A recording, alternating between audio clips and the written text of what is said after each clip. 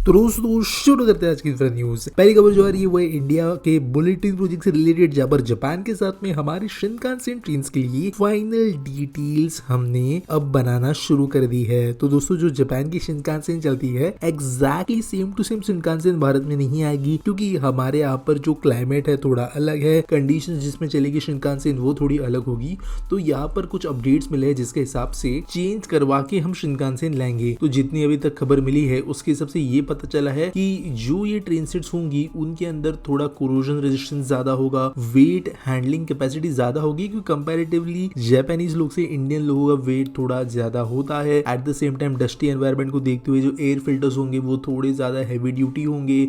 इसके अलावा यहाँ पर टेम्परेचर हमारे यहाँ पे 50 डिग्री सेल्सियस के भी ऊपर जा सकता है, तो एयर कंडीशनिंग भी उसके लिए चले, उसके हिसाब से भी चेंजेस कुछ जो है डिमांड किए गए हैं। सीटिंग कॉन्फ़िगरेशन जो है उसके अंदर कुछ रीअरेंजमेंट है। इसके अलावा इंडियंस जो है वो लगेज ज्यादा कैरी करते तो एक्स्ट्रा लगेज कैरिंग कैपेसिटी भी है। ऐसे बहुत सारे चेंजेस है, लेकिन यहाँ पर ये डिटेल्स जब जापान के साथ में फाइनलाइज हो रही है टोटल 22 कैटेगरीज में, तो यहाँ पर देखते हैं कब जाकर हमें ये फाइनल लिस्ट मिलती है। उम्मीद करते हैं होपफुली अगर लिस्ट आ जाती है तो इसके बड़े डिटेल वीडियो में जरूर बनाऊंगा। अगली खबर दोस्तों जा रही है वो अहमदाबाद मैनेजमेंट एसोसिएशन या एएमए से रिलेटेड, जिन्हें कोलैबोरेशन किया है सुजुकी मोटर कॉर्पोरेशन से और लॉन्च किया है Suzuki AMA centre for Japanese management. तो बेसिकली जापानीज बिजनेसेस को गुजरात के अंदर बढ़ाने के लिए और गुजरात में लोगों को मैनेजमेंट स्किल सिखाने के लिए ये पार्टनरशिप की गई है। बेसिकली ये बहुत सारे सेंटर्स ऑलरेडी है देश में, लेकिन ये 6 जो सेंटर है यहाँ पर Japanese language centre, Japan information study centre, Japanese Zen garden, KHS kaizen academy, Japanese cultural centre वगैरह बनाया गया है। तो यहाँ पर बेसिकली एक मिनी जापान बनाने का प्रयास हुआ है गुजरात में, और इसके जरिए इकोनॉमिकल और कल्चरल टाइज दोनों देशों में ज्यादा स्ट्रॉन्ग होते हुए नजर आएगी। अगली खबर दोस्तों जो आ रही है वो है कर्नाटका से, जहाँ पर विश्व स्तरीय फैक्ट्री जो है वजूद उसको मिला है 1500 करोड़ रुपए का रिवाइवल प्लान। तो बेसिकली विश्व स्तरीय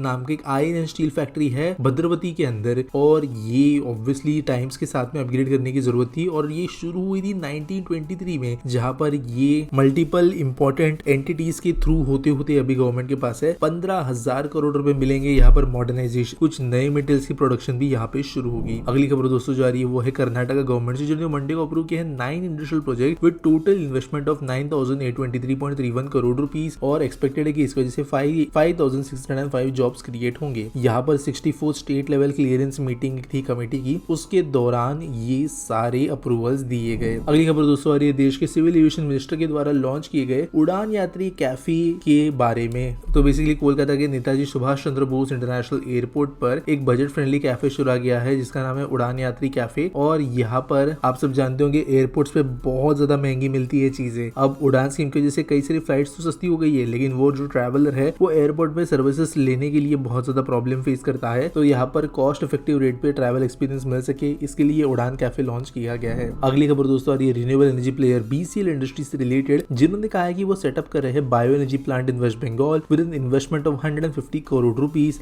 और 75 की एलपीडी या किलो लीटर्स पर डे के हिसाब से इनको मिलने वाला है टोटल प्रोडक्शन कैपेसिटी। वैसे ये ऑलरेडी पंजाब के बठिंडा में एक प्लांट चलाते हैं, और ये बंगाल का प्लांट 18 से 24 महीनों में शुरू कर देंगे ऐसा कहा है। इसके अलावा ethanol production, bio energy, biofuels के लिए भी ये प्लांट इंपॉर्टेंट रोल प्ले करेगा। आज के आस्पिटी सॉइल के बारे में बात करें तो गुरुकांत मराठे पूछते हैं इस Dharavi really development because I don't see anything happen. देखो आपको अगर कोई चीज दिखती नहीं इसका मतलब ये नहीं कि होती नहीं है। धारावी डेवलपमेंट प्रोजेक्ट जो है वो कोई एक लोकल बिल्डर का एक बिल्डिंग का प्रोजेक्ट नहीं है, मोर देन 10 लाख लोगों के इन्वॉल्वमेंट वाला मोर देन 600 एकर्स का ये प्रोजेक्ट है। तो यहाँ पर धारावी के अंदर अभी काम की बात करें तो ये इन सीटू डेवलपमेंट प्रोजेक्ट है, यानी यहाँ पर घर तोड़ के फिर नई बिल्डिंग बनाई जाएगी नहीं। बेसिकली ऐसा नहीं होगा कि लोगों के घर जब रीडेवलप हो रहे होंगे तब उनको रेंट पे कहीं भेज दिया जाएगा। यहाँ पे पहले कई एक्स्ट्रा लैंड पे बिल्डिंग बनने वाली है, फिर जो फर्स्ट ग्रुप ऑफ पीपल है उनको न्यू बिल्डिंग में शिफ्ट करके जो है फिर न्यू बिल्डिंग्स बनाने का काम उनके जो पहले के घर थे उस पर शुरू होगा। तो जो लोगों को घर मिलने वाले हैं उनको धारावी से पूरे टाइम पे अपने घर को छोड़ने की जरूरत ही नहीं होगी, रेंटेड हाउसिंग में जाने की जरूरत नहीं होगी। तो इसी के अंदर की जो पहली बिल्डिंग है वो माटुंगा में बनना शुरू हो गई है। इस चीज को महीने हो चुके हैं, प्रोबेबली इस साल वो बिल्डिंग कंप्लीट भी हो जाएगी, जिसके बाद में लोगों को शिफ्ट करके धारावी के अंदर एक्चुअली तोड़फोड़ करने का काम शुरू होगा। At the same time Dharavi में अभी एरियल सर्वे चल रहे हैं, लैंड सर्वे है चल रहे हैं, कंप्यूटरली डिजिटाइज सर्वे चल रहे हैं, डॉक्यूमेंटेशन बनाया जा रहा है।